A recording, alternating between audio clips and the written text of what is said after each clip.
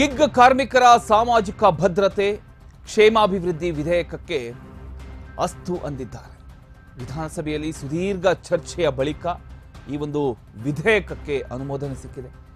ಈ ವಿಧೇಯಕವನ್ನ ಕಾರ್ಮಿಕ ಸಚಿವ ಸಂತೋಷ್ ಲಾಡ್ ಮಂಡಿಸಿದರು. ಡಿಜಿಟಲ್ ವೇದಿಕೆಯಲ್ಲಿ ಕೆಲಸ ಮಾಡುವಂತವರು ಗಿಗ್ ಕಾರ್ಮಿಕರಾಗಿರ್ತಾರೆ.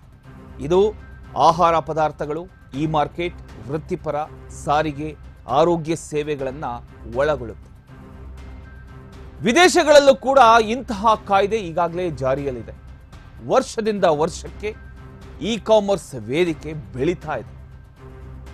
ಕರ್ನಾಟಕದಲ್ಲಿ 4 ಲಕ್ಷ ಮಂದಿ ಗಿಗ್ ಕಾರ್ಮಿಕರಿದ್ದಾರೆ. ಆ ಪೈಕಿ ದ್ವಿಚಕ್ರ ವಾಹನ, ರಿಕ್ಷಾ, ಕಾರು ಸೇರಿ ಇನ್ನಿತರೆ ವಾಹನ ಉಳ್ಳವರಾಗಿದ್ದಾರೆ.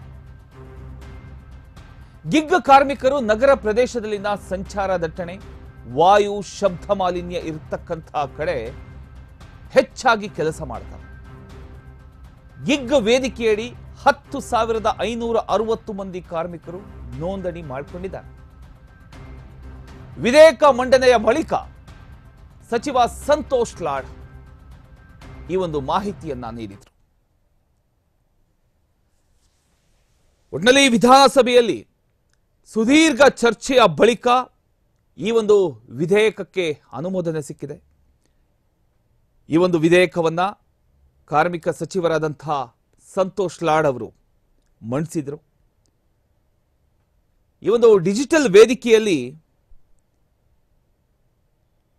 ಕೆಲಸ ಮಾಡ್ತಕ್ಕಂಥವರು ಆಲ್ಮೋಸ್ಟ್ ಗಿಗ್ ಕಾರ್ಮಿಕರಾಗಿರ್ತಾರೆ. ಇದು ಆಹಾರ ಪದಾರ್ಥಗಳಾಗಿರ್ಬೋದು, ಇ ಮಾರ್ಕೆಟ್ ಆಗಿರ್ಬೋದು, ವೃತ್ತಿಪರ, ಸಾರಿಗೆ, ಆರೋಗ್ಯ ಸೇವೆಗಳನ್ನು ಇದು ಒಳಗೊಳ್ಳುತ್ತೆ. ಬೇರೆ ದೇಶಗಳಲ್ಲೂ ಕೂಡ ಈ ಒಂದು ಕಾಯ್ದೆ ಈಗಾಗಲೇ ಜಾರಿಯಲ್ಲಿದೆ. ಕರ್ನಾಟಕದಲ್ಲಿ 4 ಲಕ್ಷ ಮಂದಿ ಗಿಗ್ ಕಾರ್ಮಿಕರಿದ್ದಾರೆ.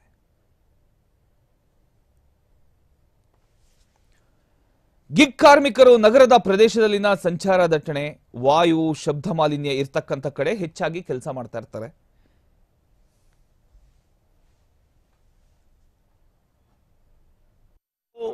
ಒಂದು ಅನಾಲಿಸಿಸ್ ತಗೊಂಡ್ರು ಕೂಡ ಇವತ್ತೊಬ್ಬ ಬೇರ್ ಮಿನಿಮಮ್ ಒಬ್ಬ ಯಾವ ಈ ಆಟೋ ರಿಕ್ಷಾ ಡ್ರೈವರ್ಗಳು ಯಾರು ಗಿಗ್ ಕಾರ್ಮಿಕರು ಕೆಲಸ ಮಾಡ್ತಿದ್ದಾರೆ ದಿನಕ್ಕೆ ಕನಿಷ್ಠ 10 ಸಿಗರೆಟ್ ಸೇರ್ತಾರೆ ಅಂತ ಅರ್ಥ. ಈ ಒಂದು if is not smoking himself but is consuming 10 cigarettes ಅಂದ್ರೆ 10 ಸಿಗರೆಟ್ ದಿನಕ್ಕೆ ಒಂದು ವರ್ಷಕ್ಕೆ ಕೆಲಸ ಮಾಡಿದ್ರೆ ಅವನು ಕನಿಷ್ಠ ಪಕ್ಷ 36 ಸಿಗರೆಟ್ ಸೇರ್ತಾನೆ ಅಧ್ಯಕ್ಷ.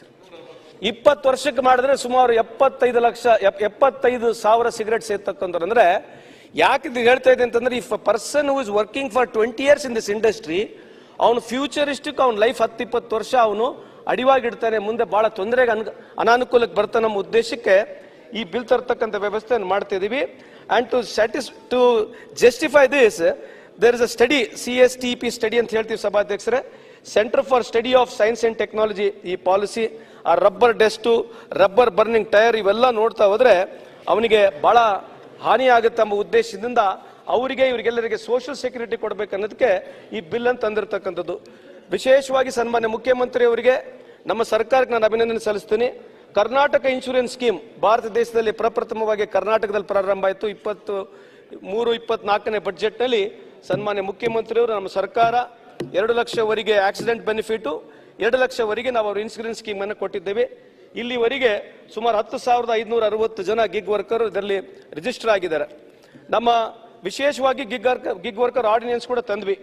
ಬಿಫೋರ್ ಪಾಸಿಂಗ್ ಅನ್ ಆರ್ಡಿನೆನ್ಸ್ ನಾವು ಇದು 32 ಬೇರೆ ಬೇರೆ ಸಂದರ್ಭದಲ್ಲಿ ಮೀಟಿಂಗ್ಗಳನ್ನ ಮಾಡಿ ಯಾರು ಸ್ಟೇಕ್ ಹೋಲ್ಡರ್ಸ್ ಇದ್ದಾರೆ ಅವ್ರ ಜೊತೆಗೆ ಸಂಪೂರ್ಣವಾಗಿ ಅವ್ರ ಜೊತೆ ಮೀಟಿಂಗ್ ಅನ್ನ ಮಾಡಿ ಅದ್ರ ಜೊತೆಗೆ 2 ಇಲಾಖೆಗಳು IT-BT ಇಲಾಖೆ ಇರಬಹುದು, ಇಂಡಸ್ಟ್ರಿಯ ಇಲಾಖೆಗಳು, ಅವ್ರ ಸೆಕ್ರೆಟರಿ, ವಿಶೇಷವಾಗಿ 2 ಮಂತ್ರಿಗಳ ಜೊತೆ ನಾವು ಚರ್ಚೆಯನ್ನು ಮಾಡಿ ಈ ಬಿಲ್ ಅನ್ನ ಇಲ್ಲಿ ಮಟ್ಟಿಗೆ ತಂದಿದ್ದೀವಿ ಸಭಾಧ್ಯಕ್ಷರೇ.